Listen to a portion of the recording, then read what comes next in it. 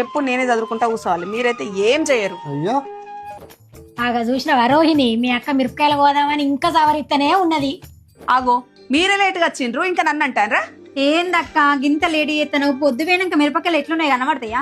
ఇంటి ముంగటికి మిరపకాయలు వస్తే తీసుకోండి అని సిలక్క చెప్పిన ఓ మేము బజార్కి పోయి వస్తాం 4 రకాలు చూసి కొనుక్కొని వస్తామండ్రి. ఇప్పుడు చూడు టైం ఎంత అవుతుందో. ఏం కాదు, మాకు కనబడతాయి, కళ్ళు మంచిగానే ఉన్నాయి. పోదామా? కళ్ళు కనబడితే కళ్ళు మండుతాయి పోర్రి. అయ్యో అక్క వదిన కూడా అత్త అన్నది చెప్పుకో. అవును కరెక్టే కదా, పిలుస్తాగు. ఏందే ఎవరు వచ్చిండ్రు? ఓ అదా బావ మిరపకాయలు పోదాం అనుకుంటాను, వచ్చినట్టున్నది. ఓ గందుకే ఇంత సోకులో పడతానవా? బయట శిఖర్లో పోదామని మొగడ ముందడే రెడీ అవుడు సీత కాదు, మంచిగా ఇంకా పూలు పెట్టుకుంటే అయిపోదా? మంచిగా పూలు పెట్టుకొని మంచిగా. అప్పుడు నీ తాగబోతు మాటలు.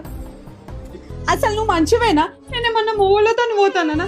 అందరం ఆటలో కలిసి పోతాను. అలా మీ చెల్లె కూడా ఉన్నది, నోటికి ఎంత అంత మాట్లాడాడు వచ్చి నువ్వు మారనే మారు. ఏందే నాకు ఎదురెప్తావా?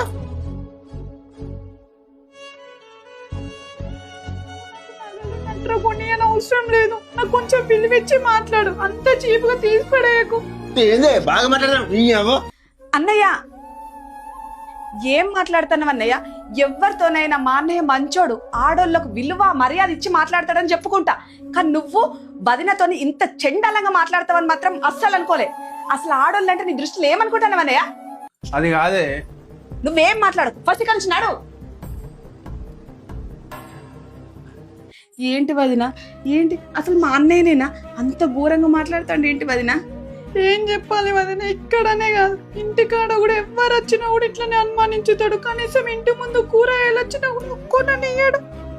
ఇంకా తాగిలేడు వదిన, తాగి ఉంటే ఇంతకంటే ఎక్కువ చేసి ఇట్లా కొట్టుకుంటా తిట్టుకుంటుంటాడు. తాగుడు ఎట్లా బంద్ చేస్తాడు వదిన? ఏంటి వదిన నువ్వు ఇన్ని రోజుల నుంచి బాధపడుకుంటు